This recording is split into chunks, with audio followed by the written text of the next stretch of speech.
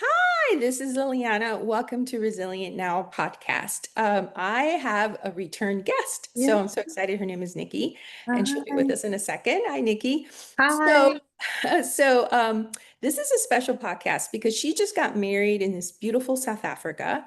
And she has been single a while before she's dated, and she has helped me a lot. We had talks about chemistry the other day, and we're like, we have to do a podcast about, you know, being single, dating, and chemistry, being resilient through that, because, well, you'll see why. But I'm so excited. So, Nikki, welcome Yes. to the Thank podcast you. Thank again. you. Thank And you. before we start, I always like to ask, so what does resilient now mean to you, like today? Sure, sure. No, thank you for having me back again. I love everything that you're doing. Um, Resilient. Now, it's funny because I know I was coming on here. I was like, oh, she's going to ask me again. And I thought about it. And honestly, I kind of feel like the same answer I gave previously is just adjusting to your new normal, what that looks like from whatever you've gone through. So for me, yeah, it's just how I'm currently living my life in a great way, especially with the topic that we're talking about now. So yeah, no, living my happy life full of love. You know, Getting through the first year has been really, really good. But no, resilient now. Just I stick with what I said before. It's just how you're navigating your new normal and what that looks like for each individual person. Okay, that's perfect. Thank you so much. Okay, so we're going to start the resilience story. So again, we're here because we have these speakers who have gone through things that maybe you're going through right now, and you're in a lot of pain. So it's really important, that we have these people here for you because they're on the other side of many of these problems. So please go ahead and start, Nikki. I'm excited to hear you. Sure. Thank Yeah. No, we were talking about chemistry and dating, and I feel like I have done it all. I was a late in life dater. I mean, I really didn't have a boyfriend in high school. I think it was just because I was crazy shy. Well, I think a lot of it was just being very, very shy. One and two, I think I just liked all the wrong guys.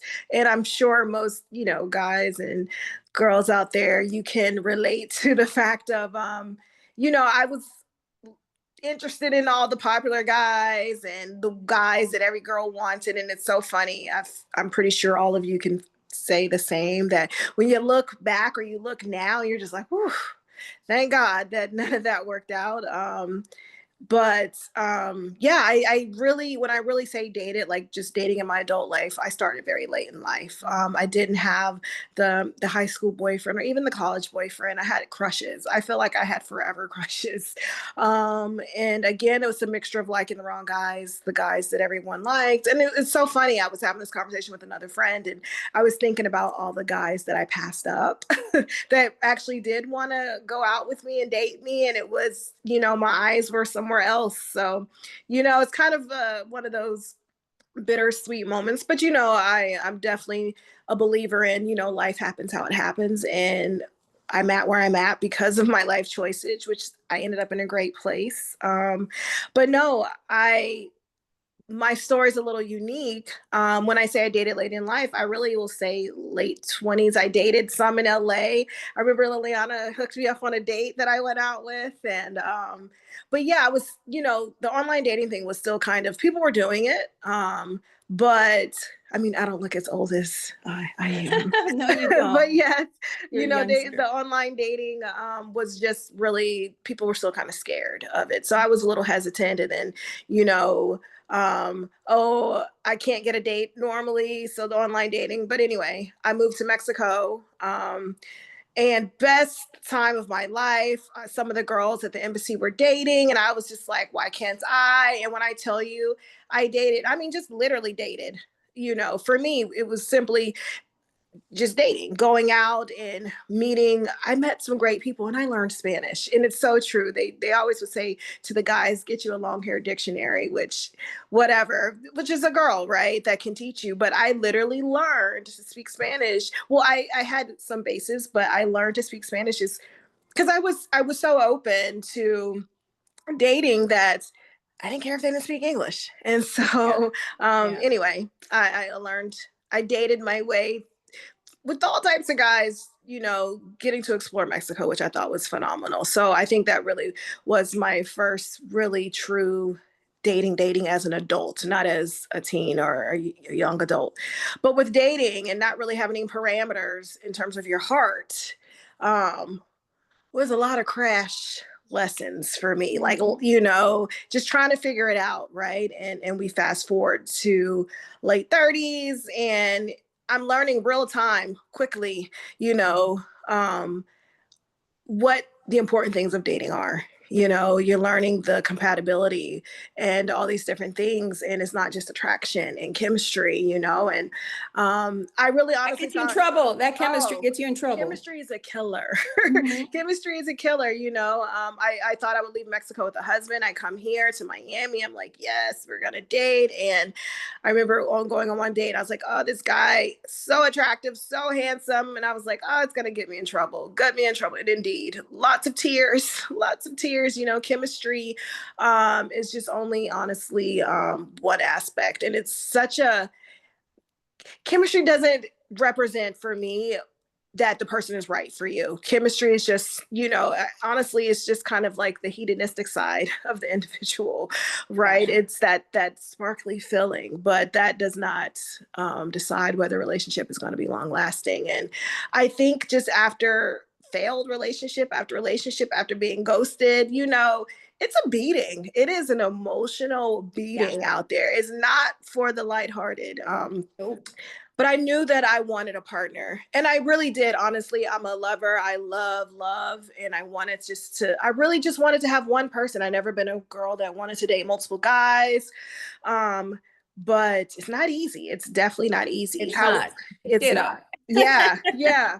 But I just want to encourage, I remember right before I met my now husband, I was like, I'm so done. I'm so sick of these apps. Literally, I had just got ghosted twice back to back, and I was crying, I was praying, and I was just like, what? I feel like I've done everything, right. I'm living my life, I'm being the person that I want to date, and why is it not working out? And I'm seeing people who don't even give a crap, and they're, on their second marriages or third, and I'm like, why can't I just have one? But It's no, about the hookup, a lot of hookup.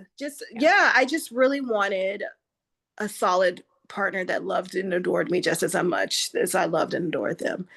And yeah, I saw my husband. I think I was so past the what's your favorite color. I was like, can we FaceTime? He's like, yes. And I mean, it was from there we just really realized our what we wanted for life aligned. Your compatibility. I can't say the word Yes, now. I'll say that one. compatibility. Yes. But I think what I walk away from it now is that I really found my purpose partner. It's so deep in so many levels, and how we love each other and what we want for each other. And goes so far beyond um, chemistry and all the outer things. And I learned honestly from my therapist, when you kind of find that person that's right for you, it's very calm. And I will say, I mean, we have our moments, just like any couple, but for the majority, when people ask me, how's your marriage? And I'm just like, it's very like, Oh, I love that for you. it's that I've been in so many everything I've been in is roller coasters.